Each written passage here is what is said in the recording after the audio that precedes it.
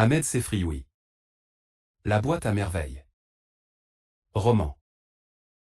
Chapitre 9. Il n'a rien mangé depuis son déjeuner d'hier. Cette phrase prononcée dans un soupir suffit pour me réveiller. Une pénombre dense remplissait notre chambre. Ma mère chuchotait. Elle s'adressait à une silhouette indécise, debout au milieu de la pièce. La forme ne bougeait pas. Un vague murmure s'en échappait de temps à autre. Des syllabes dépourvues de sens me parvenaient dans mon lit. Les deux formes m'abandonnèrent. J'essayai de bouger, le tambour qui battait dans mon crâne redoubla d'ardeur. Il se mêla à l'ombre des traînées impalpables de cendres rouges. Une nuée de minuscules étincelles tournoyait autour de mon visage. Silencieuse et froide, elle transformait le décor qui m'était familier en une atmosphère irréelle. Une douleur sourde se propagea dans mes os et me tira un gémissement. Ma mère revint, s'approcha à pas furtifs de mon lit, se pencha légèrement sur moi et resta dans cette attitude un long moment, si silencieuse qu'elle ne semblait pas respirer. Elle formait devant mes yeux une masse noire aux contours pelucheux. Je m'attendais à la voir s'effilocher et se dissoudre à l'exemple de ces fantômes qui me visitaient par mes nuits d'insomnie. Elle finit par soupirer et recula d'un pas. « Je suis réveillé, lui dis-je, mais j'ai mal. »« Cela va mieux puisque tu me parles. »« Pourquoi fait-il si sombre ?» demandai-je. « C'est le soir, » répondit ma mère, « je n'ai pas voulu allumer la lampe pour ne pas gêner ton sommeil. Tu as eu la fièvre toute la nuit dernière et toute la matinée. Mes yeux n'ont pas cessé de couler. Hélas, mes larmes ne peuvent soulager ta souffrance. J'ai faim. Voilà une bonne nouvelle, louange à Dieu. Je vais te chercher un bol de bouillon. » Elle me quitta un moment. Le bol de bouillon qu'elle m'apporta resta sur mes genoux quelques minutes. Rien que l'odeur de la nourriture me soulevait le cœur. Ma mère m'exhorta en vain à y goûter. Elle m'avait soutenu le corps à l'aide de coussins. La pièce roula, tangua, fut emportée à travers l'espace, tournant sur elle-même, subissant la loi immuable des astres et des météores. Ma mère eut juste le temps de rattraper le bol qui commençait à se répandre sur les couvertures et m'allongea avec d'infinies précautions. Les battements de tambour sous mon crâne s'exaspéraient. Les objets peu à peu ne partaient plus à la dérive. Ma mère vint s'asseoir non loin de mon lit sur un matelas très bas. La femme du fabricant de charrues l'interpella. « Zoubida, comment va Sidi Mohamed ? Couvre-le bien et donne-lui à boire du thé chaud, sans doute a-t-il attrapé froid. » Fatma intervint de sa fenêtre. « Je crois plutôt qu'il souffre d'une insolation. Il faudrait lui entourer la tête d'écorce de citron et des feuilles de menthe. » Vous avez peut-être raison toutes les deux, mes sœurs, mais si Dieu ne daigne pas soulager ses souffrances, tous mes soins resteront superflus. J'essaierai tous les remèdes pour hâter la guérison de mon enfant. Mon père s'annonça à la porte d'entrée de la maison. Il arrivait plus tôt que d'habitude. Pendant qu'il grimpait l'escalier, ma mère s'empressa d'allumer la lampe à pétrole. Notre chambre fut inondée de lumière jaune. Mon père entra. Il vint se pencher sur moi. Ses orbites creusaient de trous noirs dans son visage qui me parut pâle et fatigué.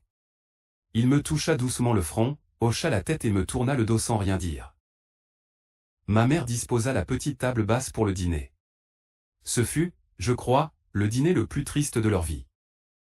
De mon lit, j'apercevais le plat de faïence brune. Je n'arrivais pas à identifier la nourriture qui s'y trouvait. Je savais qu'il y avait une sauce au safran, des légumes et de la viande. L'odeur du safran me donnait de nausées. Mon père et ma mère, chacun abîmé dans ses pensées, ne mangeaient pas, ne parlaient pas. Le chat de Zineb surgit de l'invisible, s'avança à pas feutrés de la table, regarda les formes immobiles de deux convives et miaula d'étonnement. Il miaula timidement, d'une voix plaintive, serrant sa queue entre ses pattes de derrière et rentrant son cou dans ses épaules. Son miaulement s'étouffa dans l'atmosphère comme dans un tampon de coton. La frayeur s'empara de lui. Il écarquilla ses yeux jaunes, rabattit ses oreilles en arrière, cracha un horrible juron et s'en alla tout poil dehors. Mes parents n'avaient pas remué le petit doigt, n'avaient pas ouvert la bouche. Une angoisse de fin du monde s'appesantit sur toute chose. Je fondis en sanglots.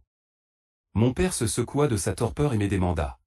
« Où as-tu mal, mon enfant ?» Tout octant, je lui répondis. « Je n'ai pas mal, mais pourquoi ne parlez-vous pas ? Nous n'avons rien à dire. Repose-toi et ne pleure plus. » Ma mère se réveilla à son tour, prit la table et se dirigea vers sa cuisine. Elle revint, les mains chargées du plateau et des verres pour le thé. Elle trouva mon père debout, se préparant déjà pour dormir. « Tu ne prends pas de thé ?» lui demanda ma mère. « Non, et dorénavant, tu feras attention à ne pas trop gaspiller ton sucre. » Suis-je une femme qui gaspille? Telle n'est pas ma pensée. Je veux simplement te dire qu'à partir de demain, il nous sera difficile d'avoir du sucre et du thé tous les jours. Ma mère devint toute pâle.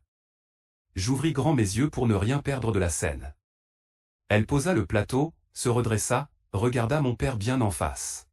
« Je pressens un grand malheur, dit-elle d'une voix brisée. » Mon père resta silencieux, les paupières baissées. Brusquement, un claquement sonore me fit sursauter dans mon lit, me tira un gémissement de douleur. Ma mère s'était appliquée sur les joues ses deux mains avec la force du désespoir. Elle s'assit à même le sol, s'acharna sur son visage, se griffa, se tira les cheveux sans proférer une parole. Mon père se précipita pour lui retenir les mains. Ils luttèrent un bon moment et ma mère s'écroula face contre terre. « Zéro femme. Ne crains-tu plus la colère de Dieu, dit doucement mon père. Aie confiance en sa miséricorde. Dieu ne nous abandonnera pas. Ce qui nous arrive, arrive tous les jours à des milliers de musulmans. Le croyant est souvent éprouvé. J'ai perdu dans la cohue des enchères au Haïk tout notre maigre capital. J'avais mis l'argent dans un mouchoir. J'ai dû laisser le mouchoir tomber par terre, croyant le glisser dans ma sacoche. Ma mère avait relevé la tête. Elle ne disait rien. Mon père, de sa voix calme, continuait. Pourquoi se lamenter? Nous devons louer Dieu en toutes circonstances. Enfin, ma mère sortit de son silence. Que allons-nous faire? Je vais travailler. Combien as-tu perdu? Tout mon fonds de roulement. Je n'ai pas même de quoi payer mon ouvrier qui n'a rien touché cette semaine. Je dois aussi un mois de loyer au propriétaire de l'atelier. Je pensais régler toutes ces dettes et t'acheter du coton. Les marchands ne pourraient-ils pas te faire crédit? Tu es connu honorablement. Jamais je ne m'abaisserai jusqu'à mendier du coton à l'un de ces voleurs. Je ne veux pas non plus du misérable salaire d'un ouvrier. Je suis un montagnard et un paysan. La saison de la moisson commence à peine, on embauche des moissonneurs. J'irai travailler aux environs de Fès. Tu oserais m'abandonner avec un enfant malade? Préférerais-tu mourir de faim? Aimerais-tu devenir un objet de pitié pour tes amis et tes voisines? Je serai à 2 jours de marche de la ville. Sidi Mohamed ira mieux demain. Fais-lui une soupe à l'amande sauvage, couvre-le bien afin qu'il transpire abondamment. Aujourd'hui, il a moins de fièvre qu'est la nuit dernière. C'est un châtiment de Dieu qui nous accable. Ce sont ces maudits bracelets qui ont semé le malheur dans notre maison. Pourquoi ne les vendrais-tu pas? Je compte les vendre. Je vous laisserai cet argent pour vous nourrir pendant mon absence. Driss le teigneux nous reste fidèle, il viendra tous les jours faire les courses. Donne-lui à manger, il n'a personne. Mon père se recueillit un moment. Je vous laisserai seul pendant un mois. Je tâcherai de ne rien dépenser de mon salaire, il me sera possible de remettre l'atelier en marche dès mon retour. Un grand silence s'établit, un silence lourd, moite, huileux et noir comme la suie. J'étouffais. Je désirais de toutes mes forces qu'une porte claqua, qu'une voisine poussa un cri de joie ou un gémissement de douleur, que quelque événement extraordinaire survint pour rompre cette angoisse. Je voulais parler, dire n'importe quelle sottise mais ma gorge se serra et une plainte expira sur mes lèvres. Mes parents ne bougeaient pas, se transformaient peu à peu en personnages de cauchemar. Plus j'écarquillais les yeux pour les voir, plus ils devenaient fluides, insaisissables, tantôt transparents, tantôt du noir agressif, mais sans contour précis. Pour la première fois, j'eus la sensation du vide absolu, de la solitude sans miséricorde. Mon cœur se remplit de peine. Une boule dure se forma dans ma poitrine, gênant ma respiration. Je fermai les yeux. Je priais avec ferveur. Je me sentais abandonné aux portes de l'enfer. Non. Je n'ai pas encore oublié ces instants. Seigneur. Je me souviens. Je me souviens de cette solitude. Vaste comme les immenses étendues des planètes mortes, de cette solitude où le son meurt sans écho, où les ombres se prolongent dans des profondeurs d'angoisse et de mort. Et le cœur qui saigne. source intarissable de peine, torrent surchauffé par les feux de mes chagrins et de mes douleurs, cri de ma chair écrasée sous le poids de ta malédiction. Je n'étais qu'un enfant, Seigneur. Je ne savais pas que le jour naissait de la nuit, qu'après le sommeil de l'hiver, la terre sous la caresse du soleil souriait de toutes ses fleurs, bourdonnait de tous ses insectes, chantait par la voix de ses rossignols. Mon père nous quitta le surlendemain à l'aube. Il partit, avec pour tout bagage, une sacoche de berger en palmier nain, dont il avait fait l'acquisition la veille, une faucille neuve et un sac en toile, avec une fermeture à coulisses. Ma mère l'avait confectionné dans un morceau de haïque de coton et l'avait bourré de provisions, olives noires, figues sèches, farine grillée et sucrée, 2 pains parfumés à l'anis et 10 karchala. Nous appelons ainsi des petits pains ronds sucrés, parfumés à l'anis et à la fleur d'oranger et décorés de grains de sésame. J'étais réveillé quand mon père partit. Ma mère lui fit quelques recommandations et resta après son départ, prostrée sur son lit, le visage caché dans ses 2 mains. J'eus la sensation que nous étions abandonnés, que nous étions devenus orphelins. Tout le monde dans le quartier devait être au courant de nos ennuis matériels et du départ de mon père. Il manifesterait à notre égard une pitié ostentatoire plus humiliante que le pire mépris. Mon père partit, nous restions sans soutien, sans défense. Le père, dans une famille comme la nôtre, représente une protection occulte. Point n'est besoin qu'il soit riche, son prestige moral donne force, équilibre, assurance et respectabilité. Mon père venait le soir seulement à la maison, mais il semblait que toute la journée se passait en préparatifs pour le recevoir. Je comprenais ce qui tourmentait ma mère, ce matin, dans la lumière du jour à peine naissant. Elle se rendait compte dans le tréfonds de son cœur que ces préparatifs seraient vains. Personne le soir ne pousserait plus notre porte, n'apporterait de l'extérieur la suave odeur du travail, ne servirait de lien entre nous et la vie exubérante de la rue. Pour ma mère et pour moi, mon père représentait la force, l'aventure, la sécurité, la paix. Il n'avait jamais quitté sa maison, les circonstances qui l'obligeaient ainsi à le faire prenaient dans notre imagination une figure hideuse. La maison se réveillait peu à peu, saluait le soleil et ses bruits familiers. Je me sentais mieux ce matin. J'y m'assis dans mon lit. Ma tête ne pesait rien sur mes épaules, mes bras n'étaient agités d'aucune fièvre. Maman, dis-je, est-ce que c'est long à moi? Ma mère se secoua de sa torpeur, regarda à droite, puis à gauche, comme pour reconnaître l'endroit où elle se trouvait et me fixa avec des yeux étonnés. As-tu parlé, Sidi Mohamed? Oui, maman, je te demande si un mois est long. Un mois dure un mois, mon fils, mais pour nous, le mois à venir sera une éternité. Je sais attendre, toi, tu ne sais pas encore ou plutôt, tu l'as su autrefois mais tu as dû oublier. Ma mère parut abasourdie par cette réflexion. Qu'est-ce que tu attends? J'attends d'être un homme. Toi, tu n'attends plus rien puisque tu es une grande personne. Je me tue un moment avant d'ajouter. Quand tu étais une petite fille, tu ne pouvais pas faire tout ce que tu voulais, tu as attendu d'être une femme pour réaliser tes projets, acheter les vêtements dont tu avais envie, sortir avec Lala Aïcha ton amie, préparer les plats que tu aimais manger. Moi, je mange ce que tu me donnes, je ne sors jamais seul, je porte souvent des chemises qui ne sont pas à ma taille. L'étonnement de ma mère grandissait. Elle ne savait quoi me répondre, elle me considérait avec curiosité. Calmement je murmurai.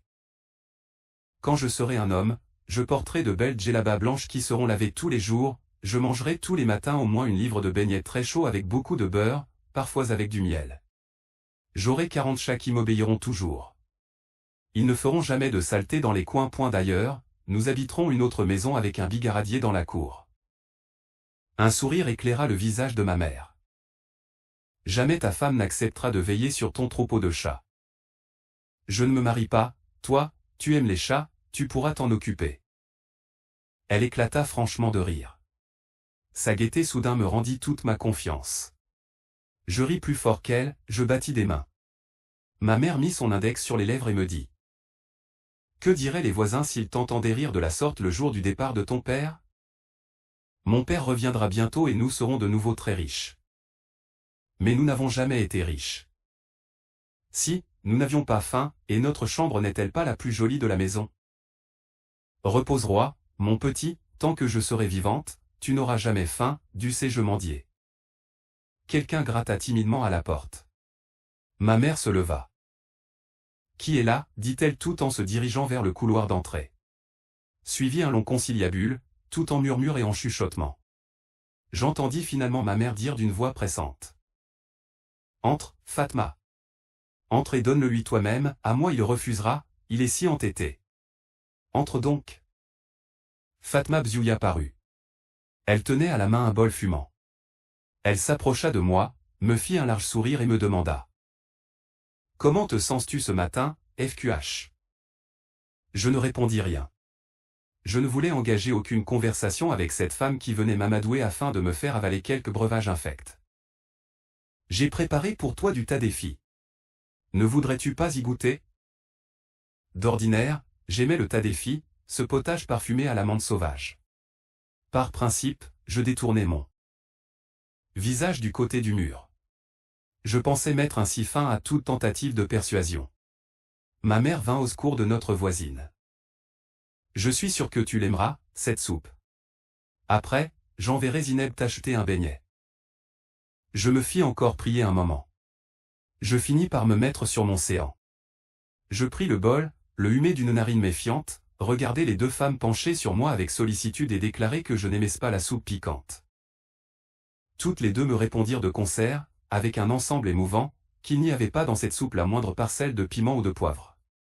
Je regardai ma mère dans les yeux et lui demandai à brûle-pourpoint comment elle pouvait le savoir puisqu'elle n'avait pas goûté à cette soupe. Elle tenta de me répondre, chercha sa phrase, s'embrouilla, soupira, leva les yeux au plafond pour prendre à témoin les solives enfumées et partit se réfugier dans la cuisine. Fatma insistait. « Moi, je t'affirme qu'il n'y a pas d'épices dans ce tadéfi. » D'un geste, je lui collai le bol dans les mains. Tout le monde sait que le tadéfi sans épices est absolument immangeable. Ce n'est pas parce que je lisse malade que tu vas me faire manger de la colle de farine. Fatma perdit patience. Je te dis que c'est bon. Goûte d'abord avant de dire de telles sottises. Prends vite. Je boudais toujours. Fatma devint tendre. D'une voix caressante elle m'appela, bonbon acidulé, petit fromage blanc, vermicelle au lait. Je ne pouvais pas résister à des mots si câlins, je repris le bol de tadéfi. J'avais passablement faim, je bus cette bonne soupe à grandes goulées. Je demandai ensuite à ma mère de me débarbouiller. Je changeai de chemise, me vêtis de ma djellaba. Je me sentais guéri mais pas encore assez fort pour retourner à l'école. Pendant quelques jours, j'allais jouir de vraies vacances. Rama m'aperçut à la fenêtre et me salua joyeusement. « Louange à Dieu. Sidi Mohamed. Te voilà rétabli. Nous étions bien inquiets à ton sujet. Promets-moi de ne jamais tomber malade, j'en perds l'appétit, je le jure par Dieu et par ses saints vénérés. Que Allah vous conserve toi et les tiens en excellente santé, Rama, qu'il vous donne bonheur et prospérité, répondit ma mère du fond de sa cuisine. Rama s'accouda à la grille de sa fenêtre décidé à poursuivre le dialogue. Amine, ô ma sœur Zoubida. Est-ce que Sidi Abdeslam est parti ce matin? Je l'ai entendu descendre l'escalier. Oui, il doit être déjà loin. Dieu vous le ramènera sain et sauf. Rama s'adressa à toute la maison pour déclarer. Les temps deviennent durs pour les pauvres gens que nous sommes, mais sachons louer Dieu dans la joie comme dans l'adversité. Pour toute réponse, quelqu'un éternua très fort au rez-de-chaussée. Il éternua 3 fois, puis se moucha avec conviction. Le bruit de ses narines me rappela le son de la trompette du Ramadan. J'éclatai d'un rire joyeux. Ma mère me prit par les épaules, me ramena vers mon matelas. Elle me conseilla d'une voix ferme de m'allonger. Je n'étais pas encore assez fort pour me livrer à des excentricités. Je devais rester au lit. Elle me recommanda de réciter quelques versets du Coran afin de ne pas oublier tout ce que j'avais appris et pour attirer la bénédiction sur notre maison et sur la tête de mon père, parti vers l'inconnu. Je m'installai sur le matelas, l'air renfrogné. Je n'avais pas envie de réciter des versets du Coran, je n'avais plus envie de rien. J'écoutais d'une oreille distraite les papotages ordinaires des femmes de la maison. Je n'ai prêté aucune attention à leurs propos. Malgré le soleil, tout me paraissait sombre. La saleté des murs que j'apercevais par notre fenêtre me dégoûtait. Enfin, ma mère servit le déjeuner. Le menu se composait de 2 beignets qui m'étaient destinés, de beurre rance, d'olive noire et d'une botte de radis, cadeau de Fatma Bziouya ou plutôt de son mari, Mohamed le jardinier. J'entamai un beignet. Il devint dans ma bouche pâteux et sans goût. Je le mâchai, le remâchai, le promenant d'une joue à l'autre, je finis par l'avaler sans plaisir. La table débarrassée, ma mère posa à même le bois, une petite théière d'émail dont nous ne nous servions jamais et 2 verres. Sans plateau, sans ce bouilloire dans la pièce, sans le rituel habituel qui présidait à la préparation du thé, une impression de dénuement flottait dans l'atmosphère. Seuls, les ménages misérables procédaient de la sorte. À mes réflexions, ma mère répondit qu'elle ne pouvait plus passer son temps à faire briller le plateau, laver les verres, astiquer la théière d'étain. Que allait-elle donc faire de son temps? Je ne savais. Après déjeuner, ma mère me recommanda d'être bien sage, prit son haïk et partit rendre visite à Lala Aïcha son amie. Elles avaient tellement de choses à se dire. Je me souviens encore des heures affreuses passées à attendre. Sans oser me mettre à la fenêtre, réprimant l'envie que j'avais de courir dans l'escalier, de sauter au soleil sur la terrasse. Je jetai un coup d'œil dans ma boîte à merveilles. Ce n'était plus une boîte à merveilles mais un cercueil où gisaient les pitoyables cadavres de mes rêves. Je fis une atroce grimace. Les voisines ne devaient pas m'entendre pleurer. J'y me mouchais dans un vieux chiffon qui traînait par terre. Couché sur le dos, je contemplais fixement les taches squameuses qui constellaient les murs de notre chambre. Elles ne bougeaient plus.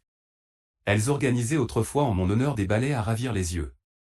Je passais des heures à suivre les évolutions de ces formes changeantes. Maintenant, elles n'étaient plus que des taches figées qui me donnaient la nausée. Mon cœur se mit à battre de tristesse, d'angoisse, de dépit et de colère. Il battait surtout de peur. Malgré les discussions des voisines, le bruit familier des petits balais de Doom, les crépitements des étincelles, les ronflements des soufflets, j'avais peur. Épuisé par mes larmes silencieuses, je finis par m'endormir. Quand ma mère revint, j'avais de nouveau la fièvre. Elle me couvrit chaudement, s'assit à côté de mon lit et pleura longtemps. Elle chantonnait doucement, s'interrompait de temps à autre pour se moucher, reprenait son murmure. Le soir, elle ne prépara pas de dîner, elle se coucha tôt. J'avais de la peine à m'endormir. Je m'agitais dans mon lit, me tournais, me retournais sans réussir à sombrer dans le sommeil. Brusquement l'orage se déchaîna. Le vent fonça sur la maison avec des hurlements de fureur. Les portes se claquèrent. Au milieu des gémissements, des pleurs et des chuintements de la rafale, s'éleva un chant timide de flutio. Ce n'était pas une flûte humaine, semblable à ces roseaux à sept trous qui font danser les fantômes à la lumière des étoiles, c'était, à n'en pas douter, quelque instrument d'une matière luisante et froide, forgé sans bruit au fond des eaux par un djinn atteint de démence.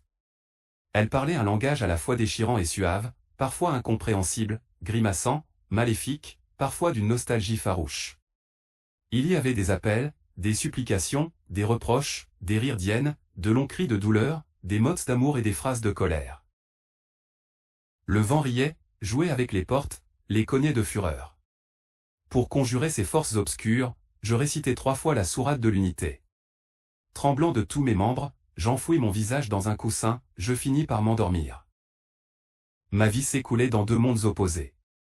Le jour je subissais toutes sortes de contraintes, je prenais part à des drames que je ne comprenais pas, la nuit me servait d'appât à ces monstres, me lançait dans le vide de ces abîmes, me faisait don de fruits que mes mains ne pouvaient saisir. Vie double, semée d'embûches, de mirages, de farces, mais à laquelle je finis par m'habituer. Je n'agissais pas, je subissais. Chaque fragment du devenir couvait une parcelle de mystère. Les instants se succédaient avec chacun sa charge de joie, hélas.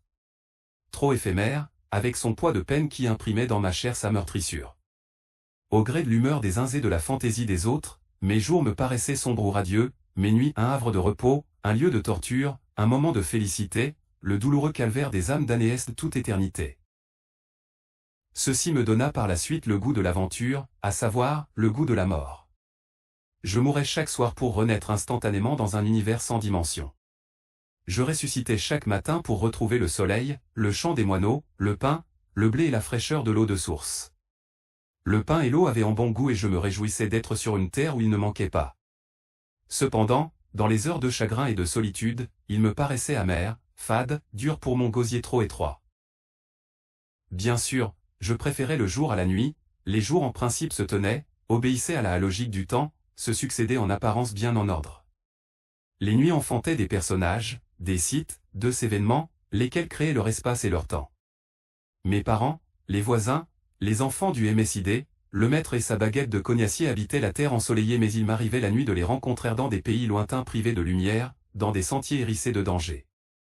Nos rapports, souvent étaient plus les mêmes que pendant le jour. Maintes fois, j'essayais de les éviter, mes efforts s'avéraient en toujours vains. Je ne pouvais leur échapper, ni dans ce monde, ni dans aucun autre. Il leur était donné de me choyer ou de me tourmenter selon leur bon plaisir.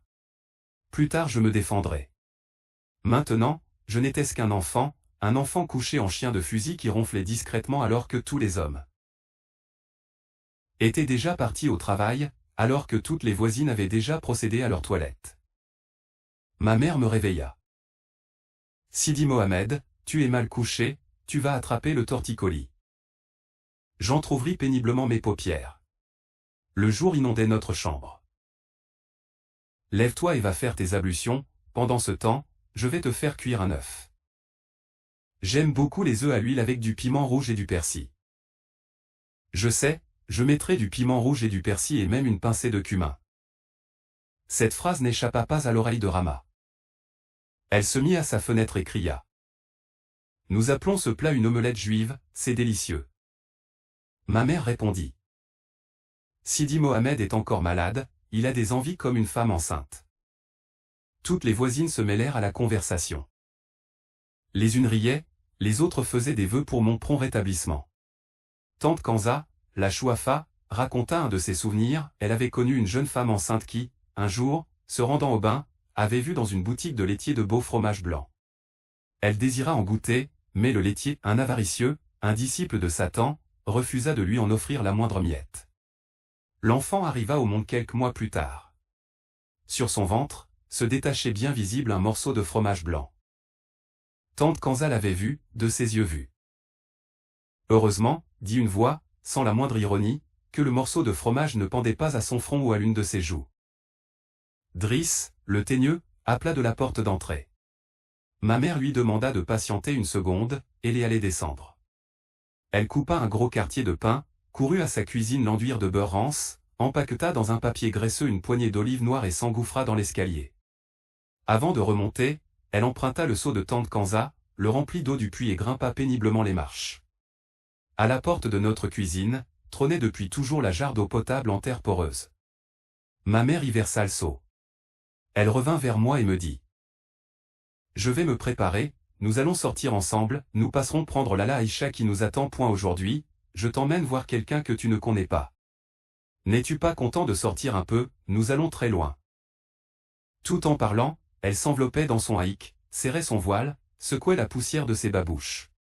« Tu ne connais pas le quartier Kalkline, tu verras, c'est un joli quartier avec des derrs étroits qui descendent en pente, des maisons au plafond peint et un ou deux figuiers qui sortent des murs et se penchent sur la ruelle. Tu aimeras tout cela. Mouche-toi, qu'as-tu fait de ton mouchoir?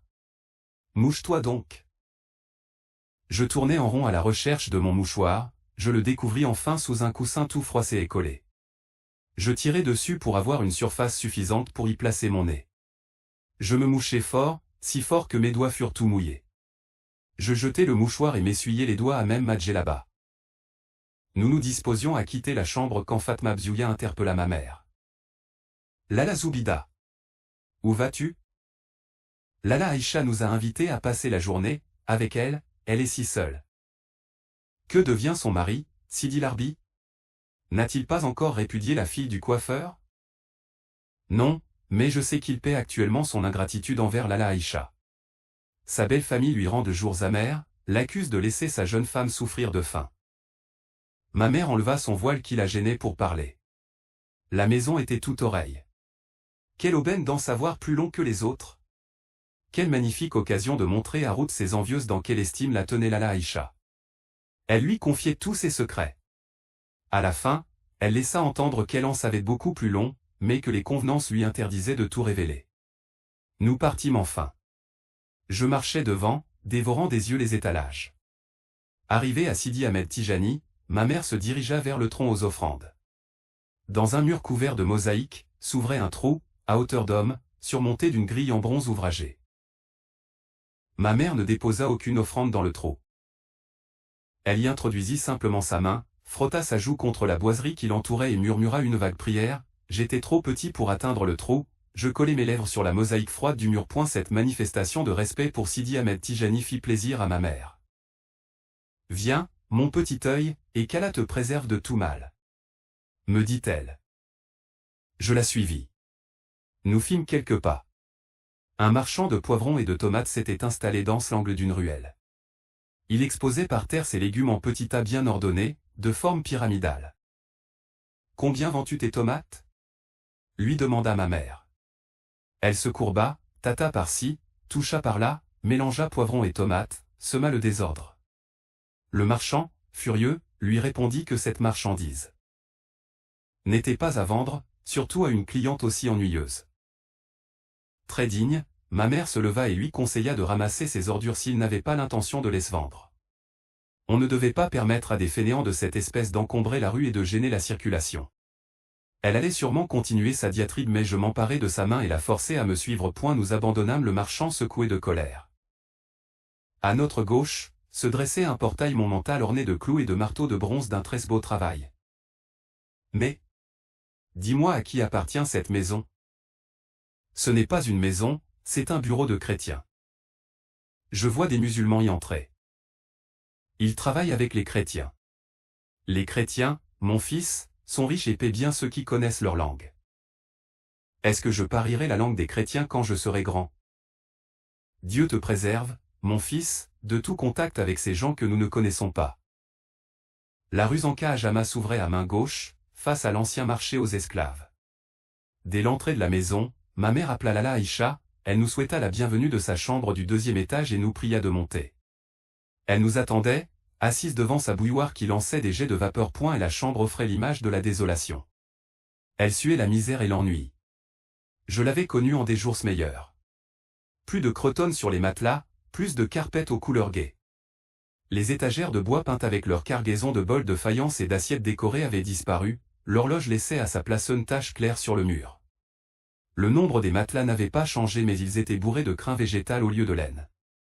Le crin s'était tassé, les matelas étaient froids et durs. D'ailleurs, toute la pièce paraissait froide et dure. Une sorte d'angoisse imprégnait l'atmosphère. La maison me parut morte. Les locataires silencieux se tenaient tapis, sans aucun doute, dans les coins les plus sombres de leur pièce. Un petit chat miaulait désespérément sur la terrasse. Il avait dû miauler pendant des jours. Sa voix saignait à chaque appel. Lala Aïcha prépara le thé. Elle le servit dans un petit plateau de cuivre jaune aux gravures effacées. Elle acquittait de ses devoirs d'hôtesse avec beaucoup de dignité. Personne ne disait rien. Chacun de nous trois poursuivait son rêve particulier, s'absorbait dans ses pensées. Lala Aïcha rompit le silence. Nous irons plutôt dans le quartier Sefa, le FQH de Kalkliin est en voyage dans le Djebel. Il paraît qu'il a encore de la famille dans un village perdu. Sidi El Arafi que nous irons consulter est aveugle. Je tiens les renseignements de Kadouj Lalaouia qui l'a consulté 2 ou 3 fois. Elle m'a affirmé que tout ce qu'il lui avait prédit s'était réalisé point par point. J'ai de l'espoir, Zoubida, avec l'aide de ce voyant, je suis sûr d'atteindre le but. Nous sommes de très faibles créatures, le bonheur est chose fragile. Mon nid a été saccagé, je n'aurai de repos que le jour où il redeviendra ce qu'il était. Ma mère hochait la tête, moi je soupirais parce que je savais que dans de telles circonstances il convenait de soupirer. Le silence s'établit de nouveau. Ma mère dit enfin. Lala Aïcha, j'ai, moi aussi, grand besoin de conseils. Je tremble pour ma maison, pour mon mari. Pour mon fils. Quand la colère de Dieu se déchaîne sur les gens pauvres comme nous, elle les réduit en cendres. Les personnes qui, savent nous sont d'un secours précieux. Sidi El Arafi a bonne réputation, il nous aidera sûrement. 2 est permis à l'esclave de faire ce qui est en son pouvoir pour remédier à sa misère, ensuite il doit s'en mettre à son Seigneur pour l'accomplissement de ses desseins. Ayons confiance. Lala Aïcha, qui n'avait rien perdu de son embonpoint, s'arracha péniblement du sol, prit son haïk.